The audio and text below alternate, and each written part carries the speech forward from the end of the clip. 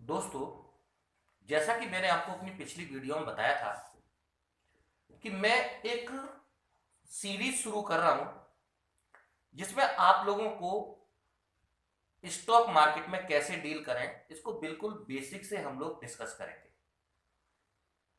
तो इस सीरीज की ये मेरी पहली वीडियो है जिसमें हम डिस्कस करने वाले हैं कि अगर हम किसी स्टॉक को खरीदना चाहते हैं तो हमें किन फैक्टर्स को ध्यान में रखना चाहिए। क्या उसके फंडामेंटल्स हो सकते हैं जिनको ध्यान में रख करके हमें स्टॉक्स बाइंग करना चाहिए। तो दोस्तों, सबसे पहली बात यह है कि आप स्टॉक खरीदना क्यों चाहते हैं। जाहिर सी बात है, हर व्यक्ति प्रॉफिट कमाना चाहता है। आप सिर्फ स्टॉक इसलिए खरीदना चाहते हैं कि जब उसका प्राइस बढ़ जाए तो आप उसको बेच करके अपना प्रॉफिट अर्न कर सकें। तो स्वाभाविक सी बात यह है कि हमें सोचना पड़ेगा कि किसी स्टॉक का प्राइस कब बढ़ता है।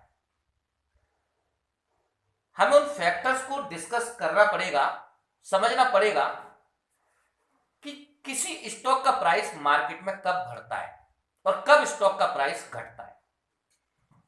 तो दोस्तों, कई सारे फैक्टर होते हैं जो किसी स्टॉक के प्राइस को अफेक्टेड करते हैं। चलिए समझते हैं। दोस्तों, वैसे तो किसी स्टॉक के प्राइस को कई सारे फैक्टर्स अफेक्टेड करते हैं, लेकिन मैंने कुछ पॉइंट सेलेक्ट किए हैं जो किसी स्टॉक को खरीदने से पहले हमें सबसे पहले उस कंपनी के बारे में जरूर चेक करना चाहिए। जिनमें सबसे पहला पॉइंट आपका बनता है रेवेन्यू ऑफ कंपनी। दोस्तों, अगर किसी कंपनी का रेवेन्यू लगातार बढ़ रहा है, रेवेन्यू से मतलब है उस कंपनी की लगातार सेल्स। अगर कंपनी की सेल्स लगातार पिछले कई क्वार्टर से लगातार बढ़ रही है तो डेफिनेटली उस कंपनी के शेयर की बहुत अधिक संभावना है कि उसका स्टॉक का प्राइस ऊपर जाए। अब सबसे बड़ी बात यह है कि आप कहां से चेक करें। तो देखिए, एक साइट है स्क्रीनर। आप स्क्रीनर पर जाकर के किसी भी कंपनी का डेटा चेक कर सकते हैं, जो मैं यहां पर बता रहा हूं। अगर कंपनी की सेल लगातार बढ़ रही है तो डेफिनेटली पूरी संभावना है कि उसके स्टॉक का प्राइस ऊपर जाएगा। लेकिन ऐसा नहीं है कि सिर्फ आप सेल्स को देख करके डिसाइड कर लें कि स्टॉक का प्राइस बढ़ेगा। और भी मैंने क्या कहा आपसे, कई सारे फैक्टर हैं। जैसे अभी देखो, सबसे अच्छा एग्जांपल आप देखोगे टाटा मोटर्स। टाटा मोटर्स का शेयर 1170 रुपए के हाई लगाने के बाद, अभी मैं इसका चार्ट निकालूंगा तब आपको समझ में आएगा कि 1170 रुपए का हाई लगाने के बाद आप देखो इस समय लगभग 780 रुपए के आसपास ट्रेड कर रहा है। वजह यही रही कि इस क्वार्टर में कंपनी की सेल घटी है और कंपनी की सेल घटने के साथ साथ उसका जो प्रॉफिट मार्जिन है वो भी घटा है। स्वाभाविक सी बात है उसके स्टॉक का प्राइस नीचे आया। वहीं आप दूसरी तरफ देखो, इसी सेगमेंट में महिंद्रा एंड महिंद्रा महिंद्रा एंड महिंद्रा की सेल इस क्वार्टर में बहुत अच्छी आई है और साथ ही साथ ये भी एक्सपेक्ट किया जा रहा है कि आने वाले क्वार्टर में भी इसकी सेल अच्छी होगी। तो आप देखोगे लगातार महिंद्रा एंड महिंद्रा का जो प्राइस है वो लगातार ऊपर जा रहा है। तो किसी भी कंपनी का शेयर खरीदने से सबसे पहले आप चेक कीजिए कि कंपनी का रेवेन्यू यानी उसकी जो सेल्स है वो क्या है। लगातार बढ़ रही है कंपनी की सेल या घट रही है? अगर घट रही है तो डेफिनेटली आप ऐसे शेयर से दूर रहिए।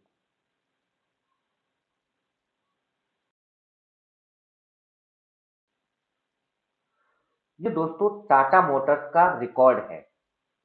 आप यहां पर देखिए, लगातार सितंबर, जून, दिसंबर 2023, मार्च 2024 और जून 2024 तक अब देखो लगातार टाटा मोटर्स की सेल इंक्रीज हुई है इस टाइम पीरियड पर।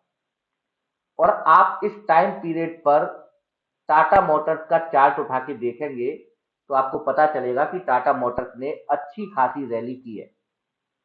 2 से 3 गुना का रिटर्न सितंबर 2022 से जून 2024 के बीच में दिया है।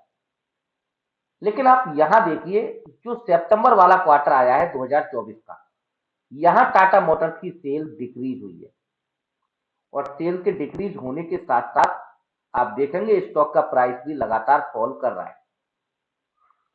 तो किसी स्टॉक के प्राइस को ऊपर लेके जाने में और नीचे लाने में एक बड़ा रोल, सारा रोल नहीं तो एक बड़ा रोल उसकी सेल्स का या उसके रेवेन्यू का कंपनी का जरूर रहता है कि कंपनी का रेवेन्यू क्या है।